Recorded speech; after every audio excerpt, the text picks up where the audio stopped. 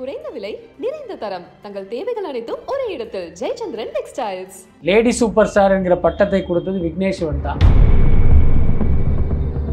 அண்ணாத்தே படம் Sun pictures எடுத்துக்கிட்டு இருக்காங்க. அதனுடைய ஹீரோ வந்து ரஜினிகாந்த், அவர் தான் சூப்பர் ஸ்டார்.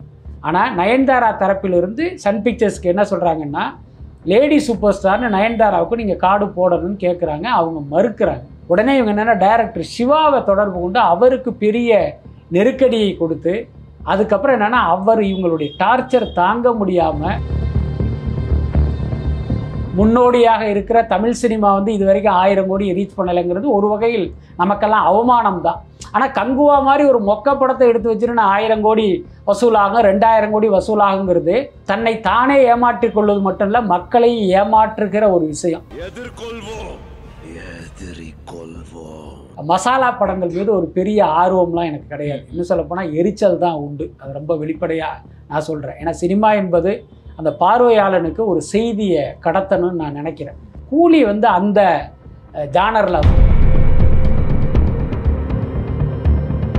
சிவகார்த்திகேயன் அந்த ஆர்டி ராஜா என்கிற ஒரு நண்பர் மூலமாக பட தயாரிப்பு ஆரம்பிக்கிறாரு. அவருக்கு வந்து 75 கோடி ரூபா கடன் ஏற்படுது. நியாயமாக அதை சிவகார்த்திகேயன் தான் திருப்பி கொடுக்கணும். ஆனால் சிவகார்த்திகேயன் என்ன பண்ணுறாருன்னா,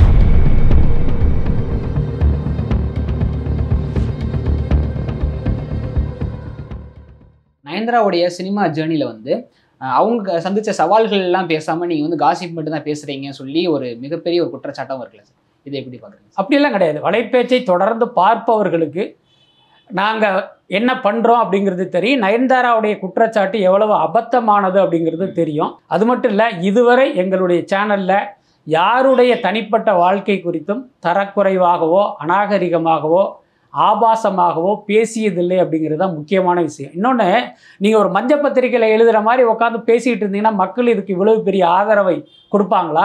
இந்த சேனலில் வருகிற செய்திகளை இந்த அளவுக்கு நம்புவாங்களா? உலகம் முழுக்க இந்த சேனலுக்கு வந்து நிறைய ரசிகர் கூட்டம் இருக்குமா? சமீபத்தில் துபாயில் பார்த்தீங்கன்னா ஒரு ரசிகர் சந்திப்பை ஏற்பாடு பண்ணால் அவ்வளோ பேர் திரண்டு வந்து அவங்களுடைய மகிழ்ச்சியை வெளிப்படுத்தினதை கண்ணாலேயே பார்த்துருக்கோம். நாங்கள் அப்படி ஒரு தவறான ஆட்களாக இருந்தால் மக்கள் வந்து நம்மளை ரசிப்பாங்களா, வரவேற்பாங்களா? அதனால் நயன்தாரா என்னன்னு கேட்டிங்கன்னா, நம்ம சேனல் வந்து தொடர்ந்து பார்த்ததில்லை. ஒருவேளை விக்னேஸ்வரன் போன்றவர்கள் சொன்னதை கேட்டு இப்படி ரியாக்ட் பண்ணியிருப்பாங்கன்னு தான் நான் நினைக்கிறேன். ரொம்ப உண்மையை சொல்லப்போனால் யாருடைய தனிப்பட்ட வாழ்க்கை குறித்து நம்ம பேசுவதே கிடையாது.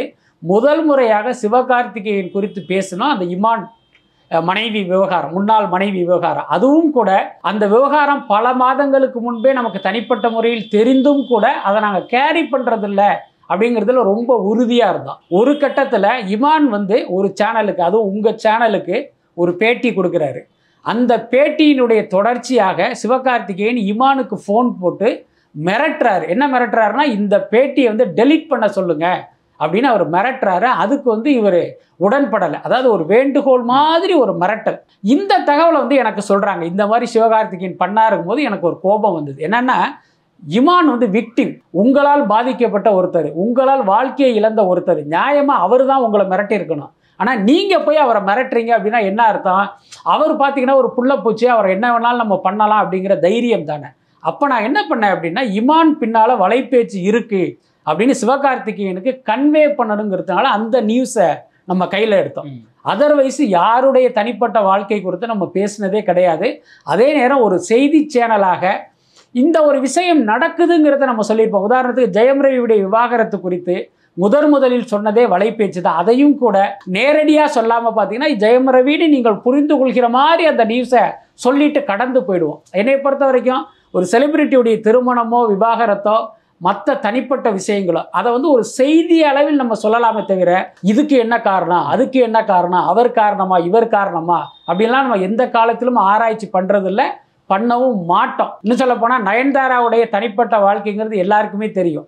வலைப்பேச்சு எந்த காலத்திலையும் நயன்தாராவுடைய வாழ்க்கைக்குள்ளே போய் ஆராய்ச்சியெல்லாம் பண்ணதில்லை. இதை வச்சே நயன்தாரா வந்து புரிஞ்சுக்கணும் வலைப்பேச்சு எப்படிப்பட்ட சேனலுங்கிறது.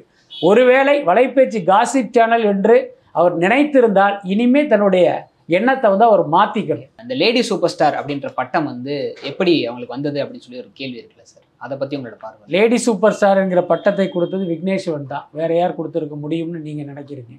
பொதுவாகவே எந்த நடிகருக்கும் எந்த ரசிகர்களுமே அடைமொழியோ பட்டங்களோ கொடுப்பதில்லை. இவர்களே போட்டுக்கொள்வது தான் இந்த பட்டங்கள் எல்லாமே. அதற்கு நயன்தாராவும் விதிவிலக்கு இல்லை. விக்னேஸ்வரன் நயன்தாராவுடைய காதலராக மாறிய பிறகு அவர் பண்ண பார்ட் டைம் வேலை என்னன்னா, இப்போ நயன்தாராவை வச்சு அவர் மார்க்கெட்டிங் பண்ண ஆரம்பித்தார். அப்படித்தான் நயன்தாரா நடிக்கிற படங்கள்ல இல்லாமல் லேடி சூப்பர் ஸ்டார்னு போடணுங்கிறத இவங்க தொடர்ந்து வந்து வலியுறுத்திக்கிட்டே வந்தாங்க. இன்னும் சொல்லப்போனால் நயன்தாரா நடிக்கிற படங்களில் அக்ரிமெண்ட்லேயே அதை மென்ஷன் பண்ண ஆரம்பித்தாங்க. நீங்கள் அந்த லேடி சூப்பர் ஸ்டார்னு போடணும், பப்ளிசிட்டிலையும் போடணும், டைட்டில் கார்டுலையும் போடணுங்கிறத அவங்க வந்து ஒரு கண்டிஷனாகவே வைக்க ஆரம்பித்தாங்க. அண்ணாத்தே படம் சன் பிக்சர்ஸ் எடுத்துக்கிட்டு இருக்காங்க. அதனுடைய ஹீரோ வந்து ரஜினிகாந்த், அவர் தான் சூப்பர் ஸ்டார். ஆனால் நயன்தாரா தரப்பிலிருந்து சன் பிக்சர்ஸ்க்கு என்ன சொல்கிறாங்கன்னா, லேடி சூப்பர் ஸ்டார்னு நயன்தாராவுக்கு நீங்கள் கார்டு போடணும்னு கேட்குறாங்க. அவங்க மறுக்கிறாங்க. உடனே இவங்க என்னென்னா டைரக்டர் சிவாவை தொடர்பு கொண்டு அவருக்கு பெரிய நெருக்கடியை கொடுத்து, அதுக்கப்புறம் என்னென்னா அவர் இவங்களுடைய டார்ச்சர் தாங்க முடியாமல் வேறு வழி இல்லாமல் அந்த பேரை போட்டாங்க. அதுக்கப்புறம் ஓட்டுன்னு ஒரு படம் எஸ்ஆர் பிரபு எடுத்த படம். அந்த படத்தில் நடிக்கும் போதே இவங்க அந்த படத்துக்கு எந்த கோஆப்ரேஷனும் பண்ணவே இல்லை. ஆனால் படம் ரெடி ஆனதுக்கப்புறம் இதே மாதிரி டைட்டில் லேடி சூப்பர் ஸ்டார்னு போடுங்கன்னு சொல்லும் போது தயாரிப்பாளர் இயக்குனர் 2 பேருமே மறுத்துட்டாங்க. ஸோ அது மாதிரி இவங்க வந்து லேடி சூப்பர் ஸ்டார்லாம் கிடையாது. லேடி சூப்பர் ஸ்டார் என்பதற்கு விஜயசாந்தி ஒருவர் தான் தகுதியானவர். அவர் மட்டும்தான் லேடி சூப்பர் ஸ்டார். ஆனால் நயன்தாரா விக்னேஸ்வரனை வைத்து இந்த பெயரை தன்னோடு சேர்த்து கொண்டார். அதுதான் உண்மை. மற்றபடி இந்த அமைப்பு எனக்கு கொடுத்தாங்க அல்லது அங்கே அந்த மேகசின் கொடுத்தாங்க அப்படின்னு அவங்களால நிச்சயமாக சொல்ல முடியாது. அதனால் இது வந்து தன்னுடைய இமேஜை பில்டப் பண்ணிக்கிறதுக்காக அவர்களாக போட்டுக்கொண்ட ஒரு பட்டம் தான். சூப்பர் ஸ்டார் பிறந்தநாள் அன்னைக்கு வந்து நயன்தாரா அவர்கள் வந்து இன்ஸ்டாகிராமில் ஒரு போஸ்ட் போட்டிருந்தாங்க. எல்லாரும் சூப்பர் ஸ்டாருக்கு பிறந்தநாளுக்கு வந்து ஹாப்பி பர்த்டே சூப்பர் ஸ்டார் போட்டிருந்தாங்க. ஆனால் அவங்க போட்ட போஸ்ட்டில் வந்து சூப்பர் ஸ்டார்ன்றது மென்ஷனே பண்ணல. ஒன் அண்ட் ஒன்லி அவளை தான் போட்டிருந்தாங்க. ஸோ அவங்க சூப்பர் ஸ்டார்னு கூட சொல்ல மாட்டாங்களா? இல்லை, அதுதான் கேட்குறேன். ரஜினி தான் உண்மையான சூப்பர் ஸ்டார். 50 வருஷமாக அவர் தான் சினிமாவில் சூப்பர் ஸ்டார். இன்றைக்கி எல்லாருமே ரஜினின்னு கூட சொல்ல மாட்டாங்க. ரஜினி என்ற பெயரையே சொல்லாமல் வெறுமனே சூப்பர் ஸ்டார் அப்படின்னு தான் ரஜினியே குறிப்பிடுவாங்க. நிறைய பேரை பார்த்துருக்கோம். திரைத்துறையிலும் சரி, ரசிகர்களுமே சரி, ரஜினி சார் அப்படின்னு சில பேர் சொல்லுவாங்க, சில பேர் சூப்பர் ஸ்டார் அப்படின்னு தான் சொல்லுவாங்க. ஆனால் நயன்தாராவுக்கு ரஜினி சூப்பர் ஸ்டார் என்று சொல்லக்கூட மனம் வரலைன்னா என்ன அர்த்தம்? நீங்களும் சூப்பர் ஸ்டாரு, நானும் சூப்பர் ஸ்டாரு, மற்றவங்க வேணால் உங்களை சொல்லட்டும், நான் எதுக்கு சொல்லணும் அப்படிங்கிற ஒரு அகம்பாவம் தானே அது உள்ளர இருப்பதாக நம்ம புரிஞ்சுக்க முடியுது. இப்போ தமிழ் சினிமாவை எதிர்பார்த்துக்கிட்டு இருக்கக்கூடிய ஒரு படம் அப்படின்னா கூலின்னு சொல்லலாம். ஏன்னா எல்லா லாங்குவேஜ்லேயும் வந்து 1000 கோடி கலெக்ஷன் பண்ணி எல்லாருமே சாதிச்சிட்டாங்க. நம்மளுக்கு இன்னும் ஒரு படம் கூட வரலையே, 1000 கோடி தொடலையே சொல்லிக்கிட்டு இருக்காங்க. இப்போ கூலியை வந்து ஒரு எதிர்பார்ப்பாக வச்சிருக்காங்க. ஸோ கூலி என்ன மாதிரி ஒரு இம்பேக்ட் கொடுக்கும்? அதாவது 1000 கோடி வசூல் பண்ணணும் அப்படிங்கிறது வந்து ஒரு ஆரோக்கியமான இலக்கு தான். ஏன்னா தமிழ் சினிமா மாதிரியே பக்கத்தில் இருக்கிற தெலுங்கு சினிமா, கன்னட சினிமா கூட அந்த இலக்கை வந்து ஈஸியாக ரீச் பண்ணிட்டாங்க. அப்போ அவர்களுக்கெல்லாம் முன்னோடியாக இருக்கிற தமிழ் சினிமா வந்து இது வரைக்கும் 1000 கோடி ரீச் பண்ணலைங்கிறது ஒரு வகையில் நமக்கெல்லாம் அவமானம் தான். ஆனால் கங்குவா மாதிரி ஒரு மொக்க படத்தை எடுத்து வச்சுருன்னா 1000 கோடி வசூலாகும், 2000 கோடி வசூலாகுங்கிறது தன்னை தானே ஏமாற்றிக் கொள்வது மட்டும் இல்லை, மக்களை ஏமாற்றுகிற ஒரு விஷயம். ஸோ அதனால் இந்த மாதிரி படங்களை எடுக்காமல் அந்த 1000 கோடி வசூலை அள்ளுகிற அளவுக்கு ஒரு தகுதியான படத்தை எடுக்கணும் அப்படிங்கிறது தான் எல்லாருடைய எதிர்பார்ப்பாகவும் இருக்குது. கூலி படத்தை பொறுத்த வரைக்கும் அப்படிப்பட்ட படமாக இருப்பதற்கு வாய்ப்பு இருக்குது. நம்ம ஜோசியம் சொல்லலை, நம்முடைய அனுமானத்தை சொல்கிறோம். ஏன்னா ரஜினிகாந்த் நடித்த படம், லோகேஷ் கனகராஜுங்கிற ஒரு இன்றைக்கு நம்பர் 1ஆக இருக்கிற ஒரு கமர்ஷியல் இயக்குனருடைய படம், எல்லாத்துக்கும் மேலே இது ஒரு பேன் இண்டியா படமாக உருவாகுது. அமீர் கான் நடிக்கிறதா சொல்கிறாங்க. இன்னும் ஒவ்வொரு லாங்குவேஜிலிருந்து ஒரு நடிக்கிறாரு. அதனால இந்த படம் 1000 கோடியை அள்ளுவதற்கான வாய்ப்பு இருக்குது. அதை வந்து நம்ம மறுக்க முடியாது. இப்போ ரஜினிகாந்தோடைய பிறந்தநாளை முன்னிட்டு ஒரு சின்னதாக ஒரு வீடியோ ப்ரோமோ, ஒரு சாங்குடைய துணுக்கு போட்டாங்க. அதை கேட்கும் போதே பார்த்தீங்கன்னா அந்த துள்ளல் இசை வந்து ரொம்ப ஈர்க்கிற மாதிரி தான் இருக்குது. ஸோ இதே மாதிரி மற்ற பாடல்களும் இருந்து மக்களுக்கு பிடித்தமான கதையும் காட்சிகளும் இருந்தால் நிச்சயமாக அது நிறைவேறும் அப்படின்னு தான் நினைக்கிறேன். அந்த வீடியோ கிளிம்ஸை பார்க்குறப்ப ரஜினி சாருக்கு வந்து ஒரு பெரிய கம்பேக் கொடுத்ததுன்னா பேட்டை படம் சொல்லலாம். இந்த கிளிம்ஸ்லாம் பார்க்குறப்ப பேட்டை படத்தோட சாயல் இருக்குது அப்படின்னு சொல்லி ஒரு சொல்கிறாங்க. உங்களோட பார்வை அந்த கிளிம்ஸை பார்க்குறப்ப? அதாவது அந்த ரஜினியுடைய டான்ஸ் மூமெண்ட்டை பார்க்கும்போது அப்படி தோணிருக்குன்னு நினைக்கிறேன். ஆனால் இப்போ ரஜினிகாந்த் பார்த்தீங்கன்னா அவருக்குன்னு சில மூமெண்ட்லாம் வச்சுருக்காரு. கிட்டத்தட்ட ஏற்கனவே பல படங்களில் அவர் பயன்படுத்திய அதே மூமெண்ட் இருக்கிறதுனால இப்படி வந்திருக்குன்னு நினைக்கிறேன். உங்களோட பார்வையில் கூலி படம் வந்து என்ன மாதிரி கதைக்களமாக இருக்கும்னு நினைக்கிறீங்க? இல்லை, அது குறித்து நாம் ரொம்ப யோசிக்கலை. அதுக்கு காரணம் என்ன அப்படின்னா, தனிப்பட்ட முறையில் எனக்கு இது போன்ற மசாலா படங்கள் மீது ஒரு பெரிய ஆர்வம்லாம் எனக்கு கிடையாது. இன்னும் சொல்லப்போனால் எரிச்சல் தான் உண்டு. அது ரொம்ப வெளிப்படையாக நான் சொல்கிறேன். ஏன்னா சினிமா என்பது அந்த பார்வையாளனுக்கு ஒரு செய்தியை கடத்தணும்னு நான் நினைக்கிறேன். அது வந்து அவனுடைய ரசனையையும் வாழ்க்கையையும் மேம்படுத்த உதவணும். இதெல்லாம் நான் விரும்புகிற சினிமாக்கள். கூலி வந்து அந்த ஜானரில் வராது. அதனால் எனக்கு தனிப்பட்ட முறையில் இந்த படங்கள் மீது ஒரு பெரிய ஆர்வம் இல்லை. அதே நேரம் நாம் இயங்குகிற அந்த திரைத்துறை சார்ந்த ஒரு பத்திரிகையாளனாக இருப்பதால் இது குறித்து சில தகவல்களை வந்து நம்ம அறிந்து கொள்ள வேண்டியது நம்மளுடைய கடமையாக இருக்குது. அந்த வகையில் இந்த கதை குறித்து எனக்கு ஒரு சின்ன லைன் தெரியும், அதை இப்போ சொல்ல வேணாம்னு நினைக்கிறேன். இதுக்கடுத்து சிம்பு அவர்கள் வந்து கொரோனா குமார் படத்துக்காக வாங்கின ஒரு கோடியை வந்து நீதிமன்றத்தில் செலுத்தியிருந்தாரு. இப்போ அந்த நீதிமன்றத்துல இருந்து ஒரு அறிக்கை வெளியிட்டிருக்காங்க, வட்டியோட திருப்பி கொடுங்க அப்படின்னு. ஸோ அந்த ஒரு நிகழ்வு என்னவா இருக்கு? இல்லை, பொதுவாகவே சினிமாவில் வந்து ஒரு விஷயம் வந்து தொடர்ந்து நடந்துக்கிட்டு இருக்கு. நடிகர்கள் ஒன்வே டிராஃபிக்காகவே இருக்காங்க. அதனுடைய அர்த்தம் என்னன்னா, தயாரிப்பாளரிடமிருந்து பணத்தை வாங்கி போட்டுக்குவாங்க. ஆனால் அது ஏதோ ஒரு காரணத்தினால் திருப்பி கொடுக்க வேண்டிய சூழ்நிலை வந்தால் அதை இவர்கள் திருப்பி கொடுப்பதில்லை. அதை என்ன பண்ணுவாங்க, அப்படி காலம் கடத்துறது. அதுக்கப்புறம் இவர் கொடுக்க வேண்டிய பணத்தை வந்து இன்னொருத்தர்கிட்ட சாட்டி விட்டு அவரை கொடுக்க சொல்கிறது.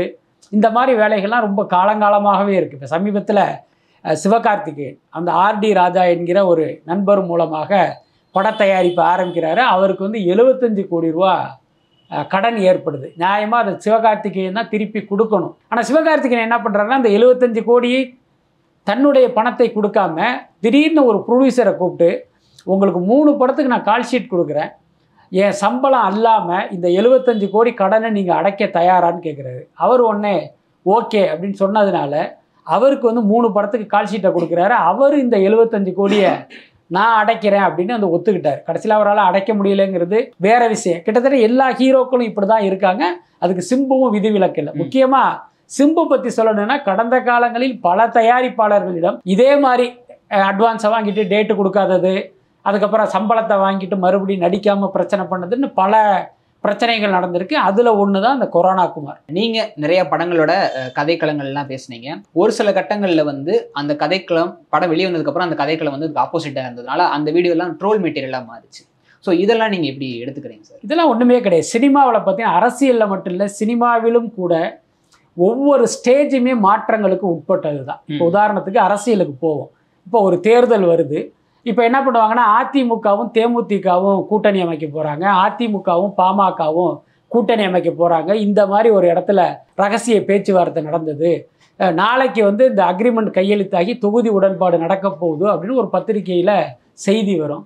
அடுத்த நாள் பார்த்தீங்கன்னா, டாக்டர் ராமதாஸ் வண்டியை யூடர்ன் போட்டு பாஜக ஆஃபீஸ்க்கு போயிடுவார். அப்போ நேற்று சொன்ன ஊடகங்கள்லாம் பொய் சொல்லிட்டாங்கன்னு அர்த்தமா? அதெல்லாம் கிடையாது. நேற்று அதுதான் நிலவரம்.